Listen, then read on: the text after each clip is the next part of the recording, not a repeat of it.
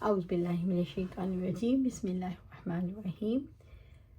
آپ صلی اللہ علیہ وآلہ وسلم کا یہ فرمانا، غلام تمہارے بھائی ہیں، بس ان کو بھی تم اسی میں سے کھلاؤ جو تم کھاتے ہو۔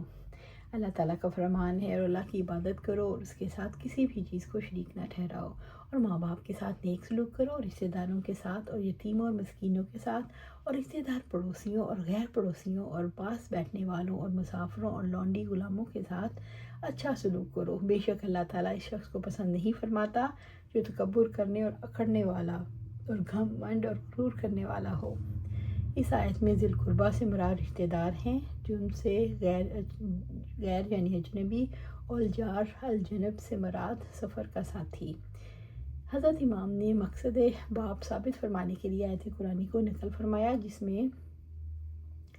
جس کے ترجمے سے یہ نکلتا ہے جس سے لونڈی غلام مراد ہیں۔ ان کے ساتھ احسان سلوک کرنا بھی اتنا ہی ضروری ہے جتنا دوسرے قرابت داروں، یتیموں اور مسکینوں کے ساتھ ضروری ہے۔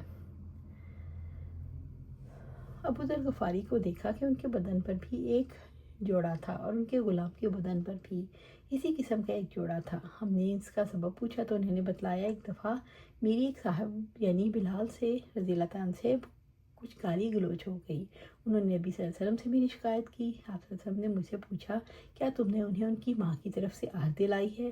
پھر آپ نے فرمایا، تمہارے غلام بھی تمہارے بھائی ہیں، اگرچہ اللہ تعالیٰ نے انہیں تمہاری ماتحتی میں دے رکھا ہے، اس لیے جس کا بھی کوئی بھائی اس کے قبضے میں ہو اسے وہی کھلائے جو خود کھاتا ہے، اور وہی پہنائے جو خود پہنتا ہے، اور ان پر ان کی طاقت سے زیادہ بوجھ نہ ڈالے، لیکن اگر ان کی طاقت سے زیادہ بوجھ ڈالو تو پھر ان کی خود مدد بھی کیا کرو تاکہ وہ آسانی سے اس خدمت کو انجام دے سکے۔ روایت میں غلام سے حضرت بلال رضی اللہ تعالیٰ مناد ہے۔ بعضوں نے کہا بزرگ کے بھائیوں میں سے کوئی تھے، جیسے مسلم کی روایت میں ہے، غلام کو ساتھ کھلانے کا حکم استحباباً ہے۔ ابو ذر غفاری اپنے غلام کو ساتھ ہی کھلاتے اور اپنے جیسے ہی کپڑے پہناتے۔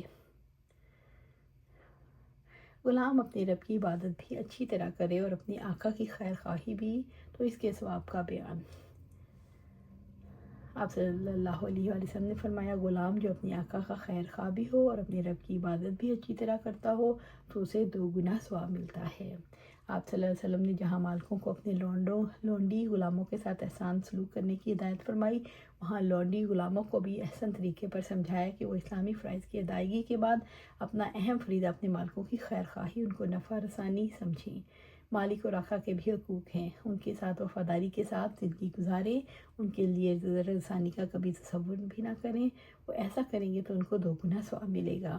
فرائض اسلامی کی ادائیگی کا ثواب اور اپنے مالک کی خدمت کا ثواب، اسی 2 گنا ثواب کا تصور تھا، جس پر حضرت ابو ہریرہ نے وہ تمنا ظاہر فرمائی جو اگلی روایت میں مذکور ہے۔